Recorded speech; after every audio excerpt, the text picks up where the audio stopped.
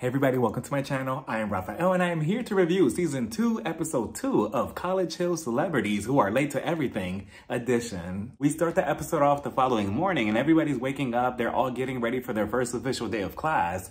Orion, he lets us know that he couldn't go to school when he was younger because he had to work on his music career. Now, what music career is he talking about? But apparently one exists. And honestly, Orion, just say that you wanted to stay home because your brother was famous and he was in the group B2K, and that's that. You don't have to make up an excuse, but he runs into Iman. Iman lets him know that he's going to be missing class for a couple of days because he had prior things already scheduled, but he let Dr. Petty know in advance. Then we see Parker Posey. The night before, she got kicked out of her own room by her own roommate, the Puerto Rican princess, Jocelyn, but now she's back in there. She's getting ready. She's all bubbly. She's excited for her class, right? And as she's walking out the room, out of nowhere, she gets called a bitch, unprovoked, by her own roommate, Jocelyn. Jocelyn starts yelling at her, "Run along, bitch. Go talk to everybody else about me, you fake ass bitch." And college is already stressful enough trying to remember deadlines, doing research, reading books, but now to be called a bitch by your own roommate? Jocelyn is just way too reckless. And like I said before, Parker Posey, she's nice, but she's just way too nice, because if I was her, both me and Jocelyn would have went to first class with bruises all over ourselves, our clothes torn to pieces, our hair messed up. Dr. Petty would have asked me, excuse me, what happened, Parker? I would have told her, oh, nothing. She called me a bitch, but we settled it already. So what are we learning today?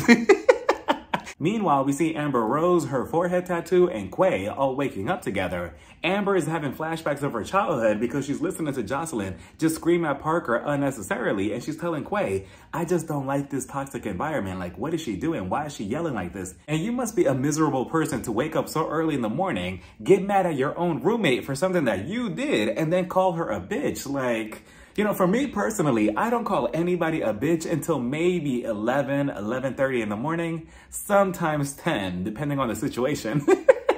But everybody else, and by everybody else, I mean Orion and New York, they're downstairs eating breakfast. Amber Rose and Quay, they eventually get ready, so downstairs they go. Amber notices that they're missing a student. Who is it? The one and only Brandy's brother, Ray J. So she's walking into the room like, okay, I'm gonna go wake him up. So she knocks on his door, she walks in. What is he doing? He's not getting ready, he's fast asleep. He's just sleeping, and he had a good sleep too, because he's just all rolled over, sheets all fucked up, the pillows all drooled on, and he's just waking up like, what? And I don't need a degree, I'm Brandy's brother. At least that's what my excuse would have been. But Amber's like, come on, you need to get ready. We have class in a couple of minutes. Let's go. So Ray J, eventually he gets up, he gets ready, and out they go to the dinner table. New York, you know, as much as I love New York, I would have told her to be quiet just a little bit, just for like a second until I wake up, because Ray J, he's walking in like, good morning. If I had one wish. Good morning, everybody. Good morning. So as he's sitting down, New York is trying to greet him like, oh, Ray J, oh my God, I'm so excited. Oh my God, I love you. Oh my God, I'm such a big fan. I love you. Are you ready? I'm excited. And I'm like, New York, shh. Eventually, they all get on the bus except Orion and Ray J. They want to take the second bus because they're waiting on Jocelyn, who's delaying them because she's upstairs trying on everything in her suitcase. So the first bus leaves and Orion and Ray J, they hop on the second one. They're waiting on Jocelyn. Meanwhile, she's upstairs having a whole fashion show, running around trying to figure out what she's going to wear to class. And more power to her, because I used to look crazy going into class. I used to wear thermal pajama pants with boots, my puffy jacket, my snow hat with a little ball on it, and show up to class looking a damn mess. And Jocelyn says that she's gonna look good, unlike her classmates who are going to go to class dressed as if they just went shopping at a thrift shop. And we all know that Jocelyn loves saying, you look a little thrifty.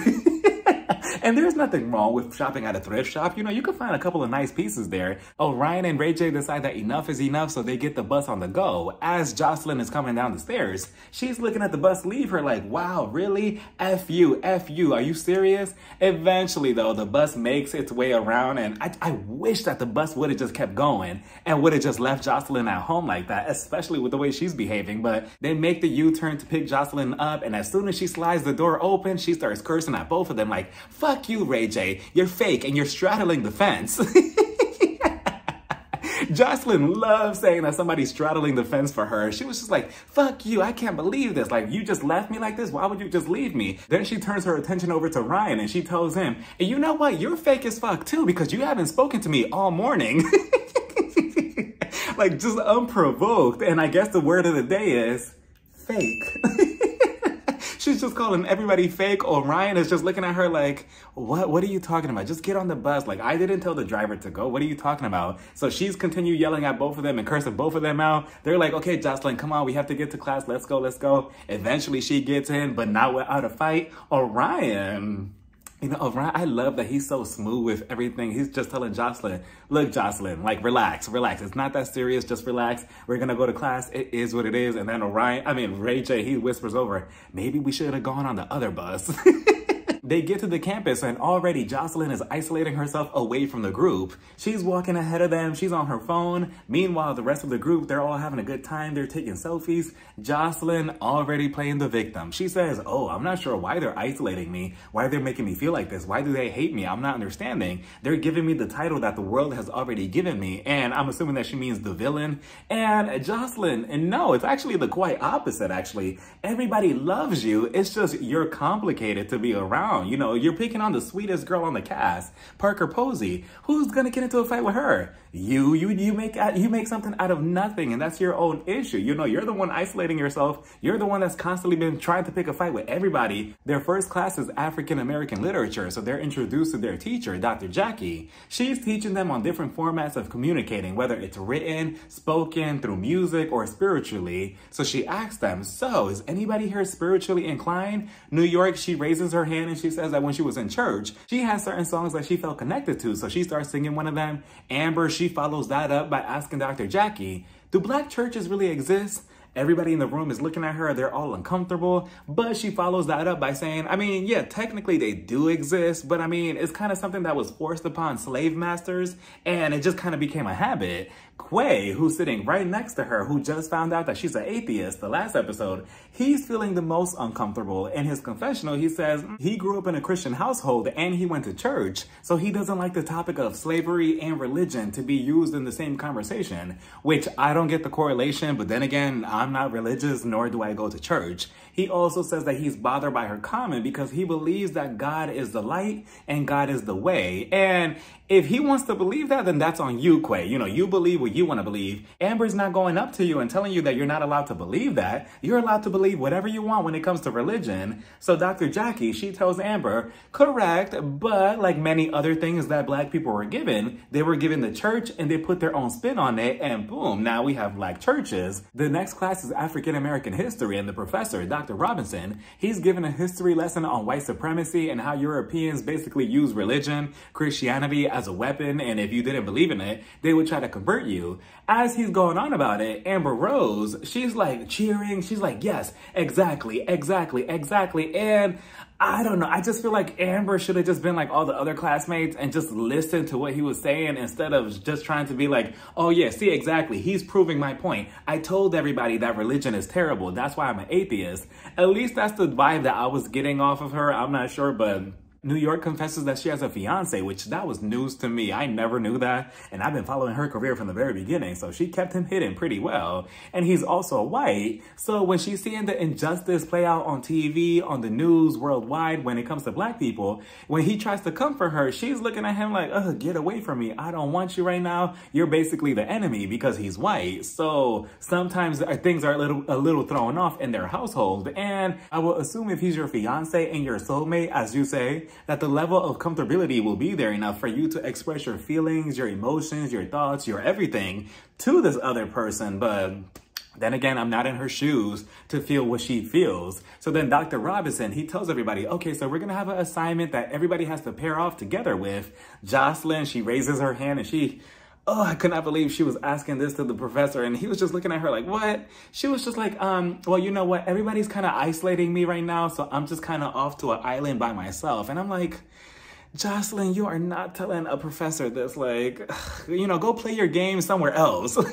So then Dr. Robinson is looking at her like, No, and he made it a nice lesson to her though, because he was just like, look, I get it, you know, everybody can have their differences and everything, but those differences is what puts everybody together. So I liked his message when it came to that. And even Ray J said it best in his confessional, you know, you did this to yourself. Like, nobody here is trying to isolate you or whatever. You are causing your own issues. So class was dismissed, everybody leaves except Ray J. Ray J, I completely forgot, you know, the whole situation with him and that clown who used to be in office, and then the whole Candace Owen thing. And, you know, he tells Dr. Robinson, is it okay for me to be basically a conservative, you know, because I want to know more about it, et cetera, et cetera. And my thing is, how or why would you even want to align yourself with a group of people that are never going to see you as equal, no matter how nice you are to them, no matter how you try to explain, oh, look, I kind of believe your beliefs as well. They're never going to see it that way. They're always going to see you as somebody underneath them. Do you not see what's going on in the media and how that plays out? Like,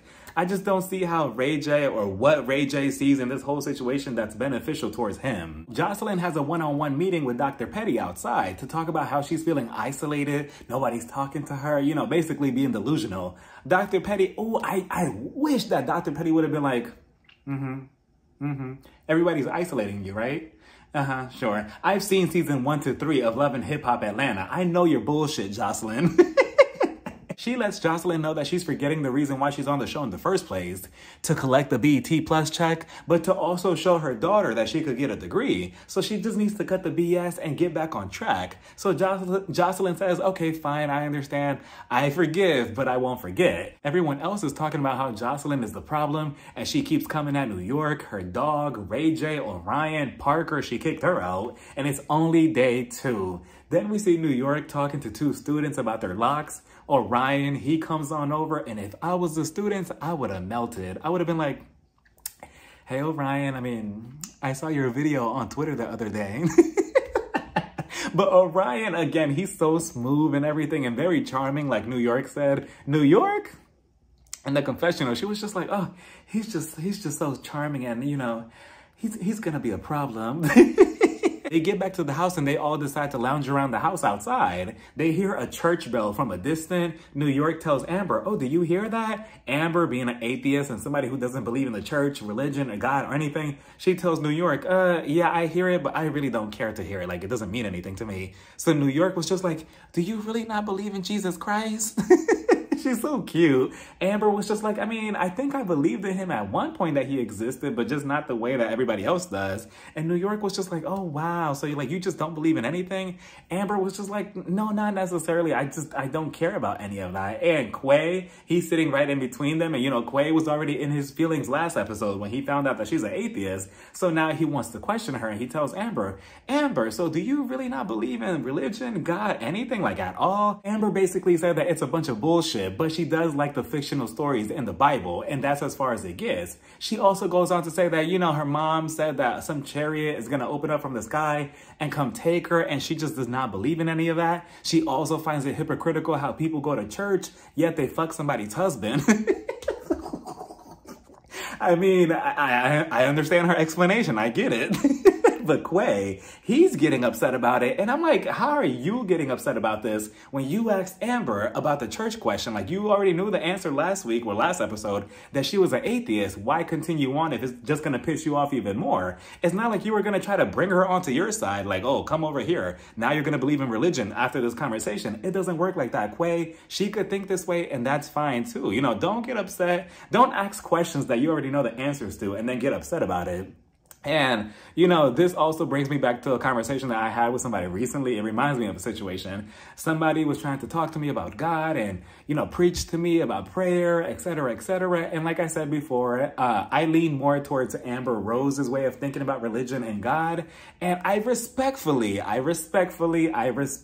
told this person, no, can we not discuss God or any of that, please? I personally don't believe that. Why did I even say that? Because that person flipped on me. They started telling me, how could you say that? How could you not believe in God? You know, yes, you do believe in God. And I'm like, How are you going to tell me what I believe and what I don't believe in? And it just goes to show you that religion is a trigger button to a lot of people. And if you don't give them the proper answer that they're looking for, then they're going to turn the whole thing on you and make it seem like you're crazy for not believing certain things that they believe in. And, you know, that's unfortunate because Quay, he gets up, he storms off. Again, he feels disrespected. Parker goes after him and she tells him, like, what's wrong? What's going on? You know, maybe we shouldn't talk about heavy subjects like this. And he's just like, you know what? Yeah, you're right. I'm going to respect everybody's, you know, beliefs and thoughts and everything on everything. And I'm like, maybe that's how it should have been from the beginning instead of getting in your feelings about it, Quay. But Orion goes inside to have a phone call conversation with his daughter. He's missing her. He's getting emotional. He starts tearing up. Then he starts crying. And I'm like, oh, not Orion. Orion, come over here. Come over here. Put your head on my shoulder. Put it right here, right here. It's okay. It's okay. Everything's going to be okay.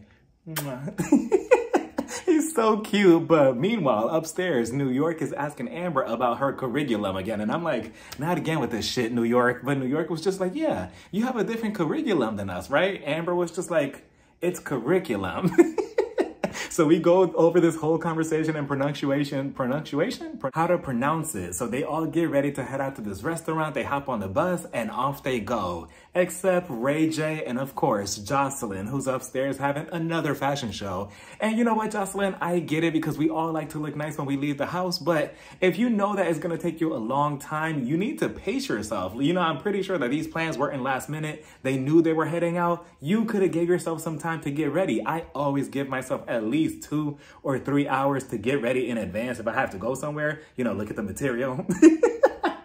So, you know, and regardless, if you put on a sweater, sweatpants, a tracksuit, whatever, you know you're still going to look like a bad bitch, Jocelyn. So whatever. So Ray J, you know, it's almost admirable that he's, you know, giving her so many shots by continuing to stay back and wait for her. So they hop on the bus eventually after 5 hours of her getting ready. Back at the restaurant, they're all ordering drinks. They're all talking about, you know, Jocelyn, of course, and how, you know, sometimes you kind of just have to let certain things go and just keep giving certain chances, you know, or forgive and forget, etc., etc. Quay, he's saying that, you know, he's open to whatever. He's always going to give people shots no matter what. Amber, she's telling him why are you going to do that? And Amber, see, I was with you for the last 2 episodes until now. You kind of lost me because you're trying to put your hurt onto Quay. And just because Quay is more forgiving or willing to give other people more chances doesn't mean that it's wrong. I mean, if he wants to do that, then fine, you know, and if you don't want to do that, that's completely okay too. She goes on to say that she has a history with people doing her wrong, doing her dirty, and always hurting her. So after, you know, one shot, she never gives another one. And it does come from a place of hurt, it seems, you know, and Quay is telling her, you know, you're going to have to carry that burden for all these years that you're living. And I kind of agree with that, you know, but at the same time, you know, there's just but so many chances that you could give somebody besides it's just like, okay, next. So Jocelyn and Ray J, they show up. So everybody, it's all crickets. Nobody's talking. They're all looking at Jocelyn like, okay. So then the Puerto Rican princess, she's looking at the menu like nothing. Amber, she's annoyed because, you know, she walks in, you know, with the high-heeled boots, the sparkly top, everything. Meanwhile, she's just wearing a sweater. If you're jealous, just say that. Just say that you're upset because she looks like a bad bitch and you don't, Amber. But, you know, Amber, she gets up, she goes outside with Quay to smoke a cigarette. So then Jocelyn, she goes to the bathroom. And then Amber, she goes to the bathroom, coincidentally. You know, the producers secretly told Amber, we'll throw in $300 extra on your paycheck if you go in there in the bathroom and see Jocelyn. So Amber, she goes in there and I'm expecting everything to go left, all hell to break loose. But surprisingly, it was an actual cute conversation. Jocelyn, she was the first one to initiate it. Surprisingly, she was the bigger person. She tells Amber, you know what? Are you still mad at me? I don't want you to be mad at me because I'm not really mad at you. And, you know, I just said whatever to you and Quay because both of you were roommates. But, you know, I love you and I always talk to you, etc., etc. I don't want this to be a thing between us. And I'm like, oh, look at the Puerto Rican princess. You see, Jocelyn, we do love you. We are all fans of you. It's just when when you get in your head and you start thinking that everybody's after you, that's when it's just like, ugh, that's when it's kind of like a turnoff. But for the most part, we're all fans of you. It's just whatever. So then Amber, surprisingly, even though she was talking all that shit just 2 seconds ago, saying that she doesn't really give too many people chances, she actually gave Jocelyn another chance. And she says, well, you know what? Fine, I understand. I'm not mad at you either. You know I love you. We're friends, blah, blah, blah. I just don't want this to be a thing between us. New York, she was just like, oh, I need to go to the bathroom. And I'm like, oh, so she's also getting paid extra? I'm like, we're just all meeting in the bathroom coincidentally again, right? So New York, she goes in there and she's like a proud mom just looking at both of them like, she was just like, oh, you know, Jocelyn, I know what you said about my dog and everything, but I don't want you thinking that I'm using that against you personally. Like, I forget, blah, blah, blah. Next thing you know, we see Quay in the bathroom. And I'm like, oh my goodness, they're just giving paychecks to everybody at this point. He walks in there and he's hugging all of them and he's like, oh, I'm so glad to see everybody getting along. And, you know, it was really nice to see all of them finally come together and putting everything at peace, because it was just, you know, some petty BS, which is unfortunate though, because we know that it's not going to last long. And I wonder what happens between them, because Jocelyn and Amber, eventually they get into a physical fight later on this season. So they put everything to rest. They put everything in the past and everything is good between the group for now. So they go back out to the restaurant, they have their drinks, then they head back home. Everybody goes to sleep, and then all of a sudden we see Ray J. He's walking around the house like the Grinch stole Christmas, you know, packing up his stuff and everything. And I'm like, okay, what's he doing? Is he gonna quit the show? What's happening? Like, I thought he was gonna change or something. No, I didn't. And then he just walks out with no explanation to anybody of where he's going, why he's leaving. He doesn't even tell us why he's leaving, at least not now. And then he gets in the car and he disappears, and that's the way the episode ends. And I don't know, Ray J. He's obviously not taking this whole experience seriously again, it seems, but I guess we'll see what his explanation is for next week. You know, at least Iman, he told the professor in advance, and he also told Orion to take some notes. I guess we'll find out next week where he went. Maybe he went to go divorce Princess Love for the 100th time. Who knows? But let me know what you all thought about this whole episode down in the comments. Bye, everybody. Mwah.